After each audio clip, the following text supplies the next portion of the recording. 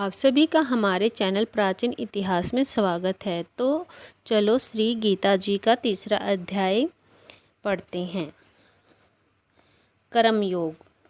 अर्जुनवाच। अर्जुन ने श्री कृष्ण भगवान जी से प्रश्न किया, हे जनार्दन जी, हे केशव जी, यदि निवारण पद ब्रह्मा पद सबसे श्रेष्ठ है, तब घोर भयानक कर्म जो यह युद्ध है, इसमें मुझको क्यों जोड़ते हो? मिले हुए वचन कहकर मेरी बुद्धि क्यों मोहते हो? कहाँ निवारण पद, कहाँ युद्ध करना? एक बात निश्चय करो जिससे मेरा कल्याण हो। अर्जुन के वचन सुनकर श्री कृष्ण भगवान जी बोले, हे निष्पाप अर्जुन, पहले मैंने लोगों को ज्ञान योग कहा है, योग साथ जुड़ा रहना कहा है।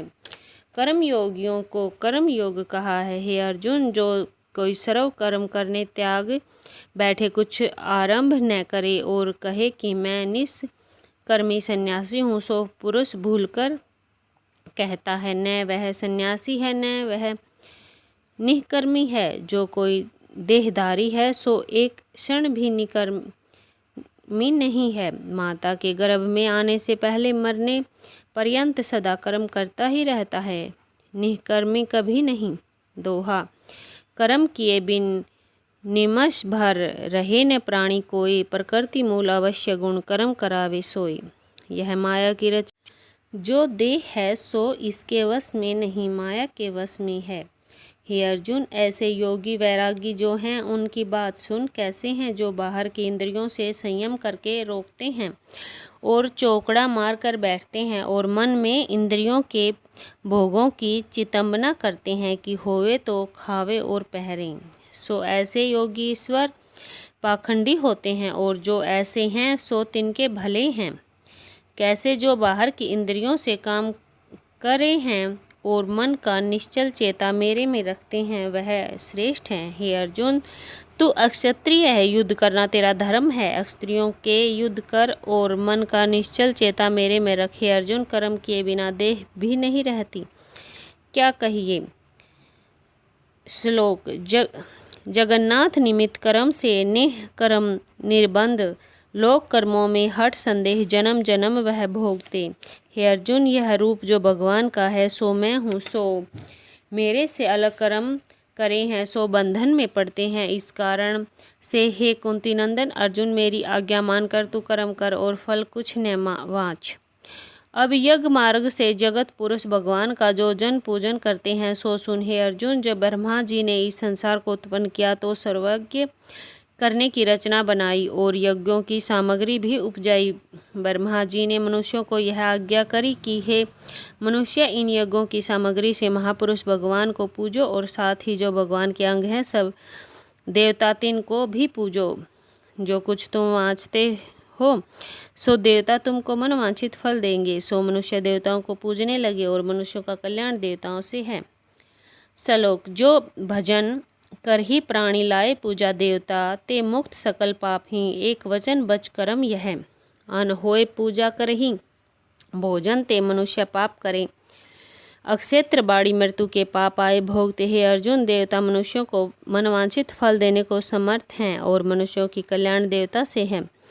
जो कोई मनुष्य को दिए बिना आप ही भोजन करता है, सो देवता के चोर कहता है। और जो मनुष्य मुझको भोग लगाकर मेरा प्रसाद जानकर अन्न भोजन करता है, सो सर्व उपाधि से युक्त है। और जिस प्राणी ने मेरे स्मरण किए बिना आप ही भोजन कर लिया है, सो प्राणी सर्व पापों को भोगता है। कौन पाप? सो सुन। जो जीव खेती करते हैं और चक्की, ऊखली या चूल्हे से, बुहारी से, पैरों से चलते और सोते समय इन ठहरों में जो जीव घात होते हैं, उनका पाप तिनके माथे पर होता है। जो प्राणी मेरे सिमरे बिना आप ही भोजन करता है। अब हे अर्जुन, परमेश्वर के पूजने से संसार का जो कल्याण होता है, सो सुन। सब शरीरधारी जो भूत प्राणी हैं, तिनकी उत्पत्ति अन्न से है। प्रथम यह पुरुष अन्न खाते हैं, उससे वीर्य होता है, और जो स्त्रियां अन्न खाती हैं, उनसे रक्त उपजे। उस रक्त और वीर्य के संग से देह की उत्पत्ति होती है। इस प्रकार अन्न से देह की उत्पत्ति होती है, और अन्न की उत्पत्ति मेघ से होती है। मेघ यज्ञ से उत्पन्न होता है, और यज्ञ करने की विधि वेदों से जानी जाती है, और वेद परम ब्रह्मा विष्णु से उपजे हैं। इस कारण से सर्वव्यापक जो ब्रह्मा है सो नित्य ही यज्ञ करके पूजन योग्य है, जिसको पूजन किए से संसार का कल्याण होता है। जो ऐसे कल्याण रूप पर ब्रह्मा को नहीं पूजते और अपनी इंद्रियों के लिए रसोई करते हैं, तिनका जीवन निष्फल है। अब जिनकी आत्मा प्रीति साथ लगी है सो आत्मा लोभी है, और जो आत्मा के लोभ को पाकर तृप्त अध्याय रहे हैं और जो आत्मा लाभ कर संतुष्ट भये हैं, तिनको कोई कर्म करना नहीं चाहिए। उनको किसी भले कर्म किए का फल नहीं, न किए से कुछ पाप भी नहीं, किए से कुछ पुण्य भी नहीं। जो प्राणी आत्मा के लोभी हैं, तिसका संसार के मनुष्यों के साथ कुछ प्रयोजन नहीं रहा। अब अर्जुन फिर कर्म कहता है हूँ सो सुन। जो भले कर्म हैं, स्नान से आदि लेकर कर्म नहीं त्यागना चाहिए। जो सत्कर्म करें और फल की वांछा न करें, सो पुरुष इन सत्कर्मों के मार्ग पर पार ब्रह्मा को प्राप्त होते हैं। हे अर्जुन, भले कर्म जो है सत्कर्म, स्नान से आदि लेकर इन सत्कर्मों को करते करते राजा विदेही आदि से लेकर बहुत मनुष्य सिद्ध अवस्था को प्राप्त हुए हैं, तो भी लोगों के कल्याण के निमित्त कर्म करते ही रहे। जो कर्म श्रेष्ठ मनुष्य करते हैं, तिनको देखकर वही कर्म और भी करते हैं। इस कारण से महाअनुभाव विदेह अवस्था को भय हैं, तो भी सत्कर्म नहीं त्यागते, क्योंकि और लोगों को सिद्ध अवस्था नहीं प्राप्त हुई। यदि सत्कर्मों का त्याग करेंगे, तब लोगों के सब कर्म भ्रष्ट हो जाएंगे, पशु पक्षी जून की भांति मनुष्य होंगे। इसी कारण से महानुभाव कर्म करते रहते हैं। अर्जुन, मुझको देख, जो मुझको त्रिलोकी में किसी कर्म करने का प्रयोजन नहीं। जो कुछ मैं सत्कर्म करूँगा तो मुझको कुछ पुण्य न होगा और अन्न किए से कुछ पाप न होगा, पर मैं लोगों के कल्याण के निमित्त स्नान, गायत्री, संध्या, तर्पण करता हूँ और ब्राह्मणों की, गौ की, माता पिता की सेवा करता हूँ और भी शुभ कर्म करता हूँ लोगों को सत्कर्म सिखाने के निमित्त। और मैं जो आलस्य करके सत्कर्मों का त्याग कर बैठूं, तो मुझे देखकर सभी लोग सत्कर्मों का त्याग कर बैठेंगे। हे अर्जुन, जिस मार्ग में मैं चलता हूँ, सो मुझको देखकर मेरे मार्ग से समस्त मनुष्य चलते हैं। और जो तू कहे कि लोगों के निमित्त यह कर्मों का जंजाल क्यों करते हो, लोगों के साथ तुम्हारा क्या प्रयोजन है, इसका उत्तर सुन। हे अर्जुन, यह मनुष्य नारायण की मूर्ति हैं। जब यह सभी कर्म भ्रष्ट होवें, तब जैसे और पशु हैं, तैसे ही मनुष्य भी पशुवत हो जावें, तो अपनी प्रजा की हानि होने से अपनी भी हानि होगी। इस निमित्त अपनी प्रजा के कल्याण के लिए सत्कर्म करता हूँ और प्रयोजन मुझको कुछ नहीं। इस कारण से हे अर्जुन, जो कोई विवेकी पुरुष को वह चाहे सिद्ध अवस्था को भी प्राप्त हो जाए, तो भी चाहिए कि लोगों के कल्याण निमित्त सत्कर्मों का त्याग न करे और अपनी बुद्धि से सिद्धि अवस्था को प्राप्त होवे और संसारी लोगों को भेद न देवे। लोगों को यह भी न कहे कि सत्कर्मों के करने से कुछ लाभ नहीं। सत्कर्मों की निंदा न करें, क्योंकि सब लोग तो सिद्ध अवस्था को प्राप्त हुए नहीं, और सत्कर्मों का त्याग कर देवेंगे तो कर्म भ्रष्ट हो जाएंगे। इसी से जो प्राणी सिद्ध अवस्था को प्राप्त हुए हैं, वह पुरुष और संसारी लोगों को सत्कर्मों से भ्रष्ट न करें, यह मेरी आज्ञा है। सिद्ध को भी सत्कर्म करने चाहिए। अब अर्जुन और सुन, जिन पुरुषों के भले बुरे कर्म होते हैं, सो यह देह, इंद्रियों और मन माया प्रकृति से उत्पन्न हुए हैं। जैसे जैसे इनके स्वभाव से तैसा तैसा कार्य इनसे होता है। आत्मा साक्षी भूत है और करता है, गुणों में बढ़ते हैं। इतना समझकर हे अर्जुन, न्यारे का न्यारा रहे। अब अर्जुन और सुन श्लोक। भाव अभावी कर्म राखे हरि प्रभु चित, उष्ण शीत व्यापे नहीं कारण करते कित। आत्मा है सर्वत्र में घट घट भोगी आप, सब में अधिकारी प्रभु तिसकी को तू जाप। मन राखो चरनार बिंद, त्यागो आसारित हो अचिंत पेखो दरस, निवारसन प्रभु कीत। चरण कमल मन में बसे, इच्छा थिरहूँ न कोय, चिंता ममता त्याग कर बुद्धि सफलू होय। यह मार्ग तुझको कहूँ सुनियो तू चित लगाए, प्रीत भाव कर मोहि जपे दुख पाप सब जाए। जो यह कथा माने नहीं निंदा दुनिया जान, ते अज्ञानी अंध मत बांधे किरत कमान। हे अर्जुन, तू अपने सर्व कर्म मुझको अर्पण कर, और तिनके देहधारी आत्मा है, उन सब का ठाकुर प्रभु मैं हूँ। इस कारण से मेरा नाम अध्यात्म अर्थात सब आत्मा का अधिकारी हूँ। ऐसा ईश्वर जो मैं हूँ सो तू मन का निश्चल चेता मेरे में रख और निराश न हो। आशा किसी फल की न कर और चिंता ममता को त्याग कर युद्ध कर। यह मार्ग जो मैंने तुझको कहा है सो मेरे मार्ग को श्रद्धा संयुक्त मन में रख कर मुझको निसंशय ही आ मिलेगा। और जो प्राणी इस मेरे मार्ग को मानते नहीं और निंदा करते हैं सो कैसे हैं? सो सबसे अज्ञानी अंधमत मूढ़ मूर्ख हैं। तब अर्जुन और सुन, जैसी प्रकृति को जीव माया ने उत्पन्न किया वैसे ही तिस से कर्म होता है। सभी भूत प्राणी स्वभाव के बस हैं, अपने बस नहीं। इस बात को समझ कर न किसी को भला कहिए न बुरा, और कोई भला करे कोई बुरा, सबका साक्षी भूत हो कर संसार का कौतुक देख, सदा आत्मपद में लीन रहो। अब अर्जुन और सुन, यह असाध्य रूप जो इंद्रियां हैं तो इनके भोगों की ओर मत जा। यह हर्ष शोक को देती हैं, और जैसे बाट मारने हारे चोर होते हैं तैसे ही इस मेरे मार्ग के मारने हारी यह इंद्रियां चोर हैं। तो इन भोगों की ओर मत जा। श्री कृष्ण भगवान के वचन सुनकर अर्जुन बोला, अर्जुन वाच, हे यादवों के पति श्री कृष्ण भगवान जी, इस बात को सभी मनुष्य जानते हैं कि पाप किए से दुख मिलता है। हे प्रभु जी, आप कर्म इन मनुष्यों से बलकर कौन कराता है, सो मुझको कृपा कर कहो। श्री कृष्ण बोले, हे अर्जुन, काम और क्रोध की रजोगुण से उत्पत्ति है, इसका आहार भी बहुत है। यह कभी तृप्त नहीं होते और यह पाप रूप हैं, मनुष्यों के यह शत्रु हैं। यह दोनों को बांध कर पाप कराते हैं। अर्जुन वाच, हे भगवान, इनका वृतांत मुझको विस्तार पूर्वक कहो कि इनका जन्म किस प्रकार होता है और जन्म कर बड़े कैसे होते हैं, और इनका आत्मा कौन है, इसका आचार कैसा है, सर्व विस्तार पूर्वक कहो। श्री कृष्ण भगवान जी बोले, हे अर्जुन, यह सूक्ष्म शत्रु है और देह इंद्रियों और मन में इनका निवास है। सूक्ष्म रूप धारण कर यह देह विख्या गए हैं, यह तो इनका निवास कहा। अब इनकी उत्पत्ति सुन। भले स्वाद पदार्थ खाए से, उत्तम सुगंध के सूंघने से और भले वस्त्र पहनने से काम उत्पत्ति होती है। अब क्रोध की उत्पत्ति सुन। अहंकार अभिमान करना कि मेरे जैसा दूसरा कोई नहीं, इससे क्रोध की उत्पत्ति होती है। हे अर्जुन, यह बड़े दुष्ट हैं। अब इनकी करतूत सुन। पहले हर्ष प्रसन्नता से काम उपजा, अब अपनी स्त्री से संग किया। जब वीर्य गिरा तब मर्तक की न्यायी चिंतातुर होकर गिर पड़ा, सो गया। फिर संतान हुई, तिससे अतिमोह को प्राप्त होकर अज्ञान अंधकार में अंधा हुआ, जन्म मरण का अधिकारी हुआ। यह अपनी स्त्री के संग का फल है। और कदाचित पर नारी के साथ प्रीति या संग किया, किसी दूसरे पुरुष ने देखा तो भी खराब भी राजा के साथ आया तो दंड देता है, धन छीन लेता है, कैद करता है, राजदंड भरना पड़ा, परलोक की शासना बहुत सहनी पड़ी।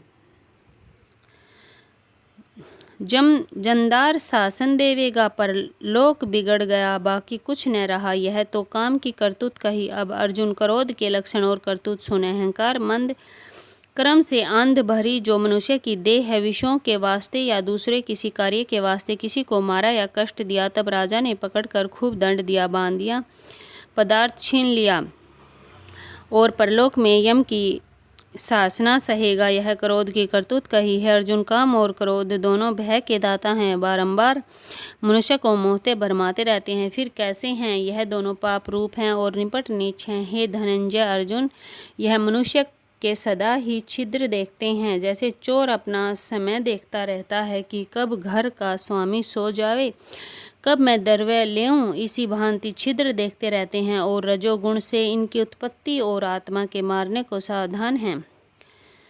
मनुष्यों में यह दोनों ही उपद्रव हैं। इस प्रकार मेरे न जानने का अज्ञान इन्हीं पर छाया है। सो सुन, जैसे धुएं करके अग्नि छादी जाए, जो आरसी मैल करके अछादी जाए, और जैसे जाली में निपटा हुआ बालक जन्मता है, इसी भांति इन दोनों ने मेरा ज्ञान ढांप लिया है और नित्य ही यह ज्ञान के वैरी हैं। हे कुंती नंदन अर्जुन, दोनों काम और मद से अपूरे रहे हैं, पूर्ण कभी नहीं होते और पाप हैं। इंद्रियां, मन और बुद्धि इनके विषय काम का निवास है, इनमें बस कर मनुष्यों को मोहित करते हैं। तिस कारण से कुरु वंशियों में श्रेष्ठ अर्जुन, प्रथम तो इंद्रियों को वश कर, इंद्रियां आदि से लेकर मन बुद्धि चित्त को वश कर, यह पाप रूप हैं, ज्ञान और विज्ञान का नाश करने हारे हैं। अब जिस प्रकार इंद्रियां जीती जावें सो सुन, यह देह जड़ है, इसमें जो चैतन्य रूप इंद्रियां हैं और इंद्रियों से परे मन है, मन से इंद्रियां सुरजित हैं, मन से परे बुद्धि, बुद्धि से परे आत्मा, जो सो बुद्धि द्वारा उस आत्मा के साथ जुड़। हे महाबाहु अर्जुन, इसका रूप बड़ा बलवान हो जाता है, अपने बल से इस महादुष्ट काम क्रोध को मार डाले, तिन को मार कर जय प्राप्त हो। अथ तीसरे अध्याय का महात्म्य।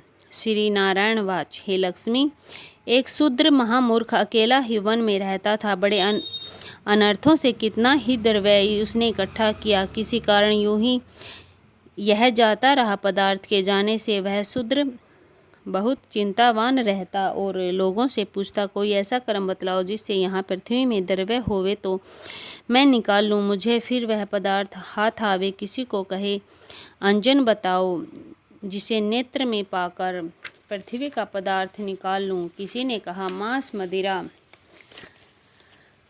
खाया पिया कर वह वहीं खोटा कर्म करने लगा, चोरी करने लगा। एक दिन धन की लालसा से चोरी करने गया, रास्ते में चोरों ने मार दिया। इस मृत्यु से मरकर प्रेत की जूनी पाई। वह एक बट के वृक्ष पर रहता था, वहां दुखी हुआ हाय हाय कर रुदन करता रहा और कुल में जो इस अधम देह से छुड़ावे, ऐसे हाहाकार करते करते बहुत दिन बीते। इतने में उस शूद्र को स्त्री से पुत्र जन्मा। जब उसका पुत्र बड़ा हुआ तो एक दिन अपनी माता से उसने पूछा, मेरा पिता क्या व्यापार करता था और देहांत किस प्रकार हुआ था? तब उसकी माता ने कहा, बेटे, तेरे पिता के पास पदार्थ बहुत था, सो यूं ही जाता रहा। वह धन के चले जाने से बहुत चिंतावान रहता। एक दिन वह वन को गया कि किसी का धन चुरा लाऊंगा। मार्ग में चोरों ने मार डाला। तब उसने कहा कि हे माता, उसकी गति कराई थी? तब माता ने कहा, नहीं कराई। फिर पूछा, हे माता, उसकी गति करानी चाहिए। उसने कहा, भली बात है। तब वह पंडितों से पूछने गया, जाकर प्रार्थना करी, हे स्वामी, मेरा पिता एक दिशा में जाकर मृत हुआ था, उसका उपाय कृपा कर कहिए जो उसका उद्धार होवे। तब पंडितों ने कहा, तू गया जाकर उसकी गति करा, तब तेरे पितरों का उद्धार होगा। तब उसने आज्ञा मानकर माता की आज्ञा लेकर गया को गमन किया। प्रयागराज के दर्शन स्नान करके फिर आगे को चला। रास्ते में एक वृक्ष के नीचे बैठा, वहां से उसको बड़ा भय प्राप्त हुआ। यह वही वृक्ष था जहां उसका पिता प्रेत जून में प्राप्त हुआ था। उसी जगह चोरों ने उसको मारा था। तब उस बालक ने अपना गुरु मंत्र पढ़ा और एक उसका और नियम था कि वह एक अध्याय श्री गीता जी का भी नित्य पाठ किया करता था। उस दिन उसने उस वृक्ष के नीचे बैठकर श्री गीता जी के तीसरे अध्याय का पाठ किया। उसके पिता ने प्रेत की जोनी में सुनने से उसकी प्रेत देही छूट गई। देवदेही पाई स्वर्ग से विमान आए। वह विमान पर चढ़कर उसके सामने आया, आकर आशीर्वाद दिया और कहा, हे पुत्र, तेरा पिता हूँ जो मरकर प्रेत हुआ था। इस तेरे पाठ श्रवण करने से मेरी देवदेही हुई। अब मेरा उद्धार हुआ। तेरी कृपा से स्वर्ग को जाता हूँ। अब तू गया जी जाए तो अपनी खुशी से जा, मेरा उद्धार तो हो गया। वहाँ जाके भी तुमने मेरा उद्धार करना था।